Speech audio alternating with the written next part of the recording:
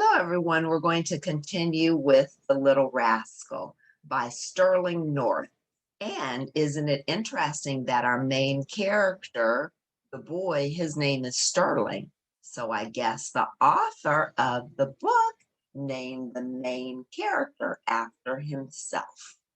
So we're going to continue with the next section, winter. So remember, the story started out in the summer, then we read about autumn, and now it's winter. And we'll be able to get through winter today. And then the next time we'll conclude what season comes after winter? Spring. So we'll conclude the next time, but today we're going to read about winter. The first big snowflakes began falling early in December. As cold weather set in, Rascal became drowsy. Raccoons do not actually hibernate, but they do sleep for many days at a time during the winter months. I lined Rascal's home in the oak tree with an old woolen blanket and an outgrown sweater of mine. Rascal took an immediate fancy to the sweater, perhaps associating it with me.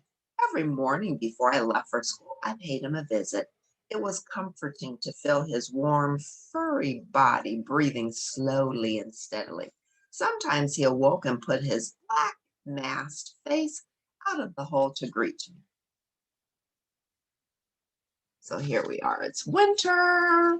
Sterling is shoveling snow. There's Rascal and the dog, Bowser. And there's a snowman. And look at Sterling's beautiful home. And there's the tree. I think the dog's name is Bowser. If not, we'll find out pretty soon. I always rewarded him with a handful of pecans. So Sterling always gave Rascal a handful of pecans. Do you like pecans? As Christmas approached, I began to worry about finances again. How could I possibly pay for the presents I wanted to buy? In previous years, I had earned as much as $75 trapping muskrats, and this allowed me to buy fine Christmas gifts for every member of the family. But now that I had signed my peace treaty with all living creatures, the source of income had vanished. No matter how many sidewalks I shoveled, or Saturday evening posts I sold, money came in very slowly, and prices were frightfully high in the stores.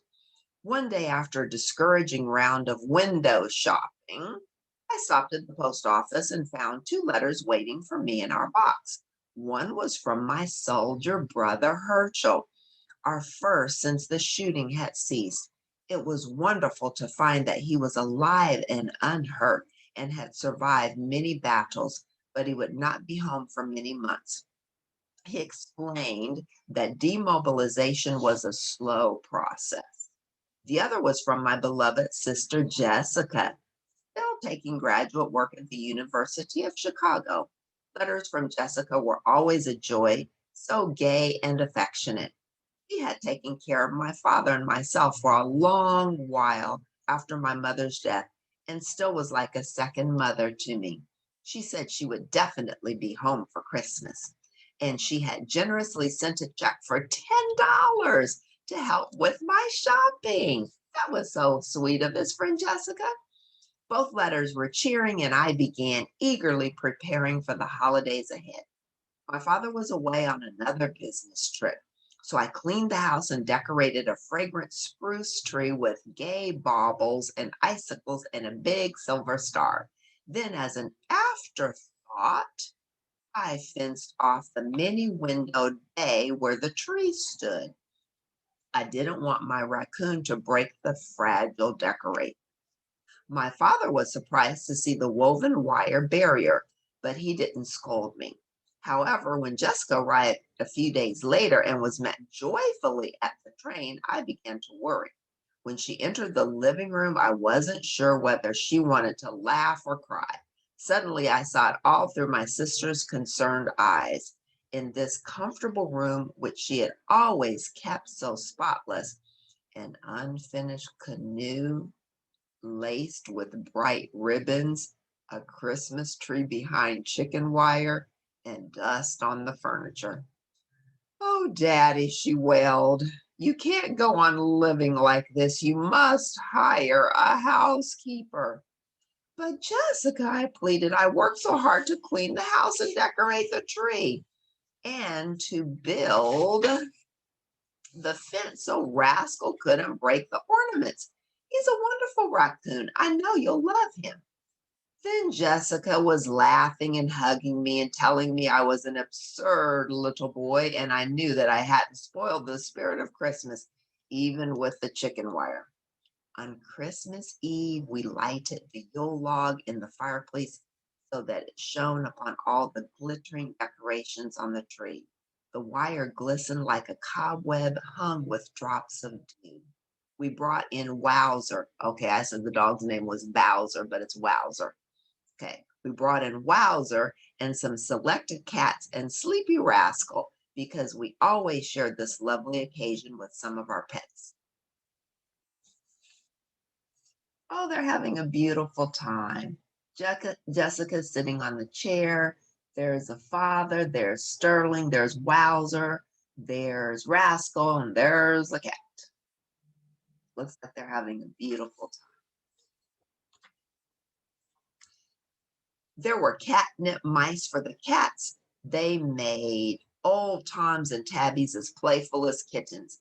A new collar for Wowzer had been made by my friend at the harness shop, and there were Christmas candy and pecans for Rascal.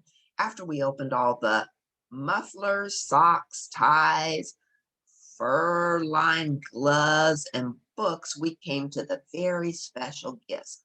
A fur muff for Jessica, a sheared beaver cap for my father, and wonder of wonders, shoe skates for me. I had never before seen a pair of these undreamed of luxuries. So there's the gift that Jessica received, the fur mitt. There's the hat for the father, and then the skates for Sterling. Oh, that's beautiful. There were two surprises yet in store. One was in a little leather pouch, which my father now brought from his pocket, pouring 7 beautifully cut agates into his hand. He had sent these rough stones, which we had discovered at Lake Superior, to a gem cutter in Chicago, and he now selected 3 for me, 3 for Jessica, and 1 for Rascal. We were all delighted. Rascal's agate, shaped like a marble, glowed brown and amber and red in the firelight. He rolled it between his hands, smelled it, tasted it, then carried it to the corner where he kept all his pennies and other treasures. He came back churring cheerfully. The last and best surprise of all was in a big package marked "From Jessica to Sterling with love." I couldn't imagine what was inside. But when I saw that my sister had given me all the heavy canvas that I needed for covering the framework of my canoe, I was very near to tears. Jessica saved the day. Now maybe we can get this canoe out of the living room, she said, roughing up my hair. Rascal slept with me that night as a special concession, and I wondered as we fell asleep if raccoons can talk at midnight on Christmas Eve, as some other animals are said to do. Oh, that was such a sweet time, winter. And in some places it snows, other places it doesn't, but we can surely relate to their beautiful summer by the fire, their beautiful winter by the fire. I hope you like this little section on winter, and we'll pick up next time with spring, and then we'll conclude Little Rascal. Have a great day, everyone.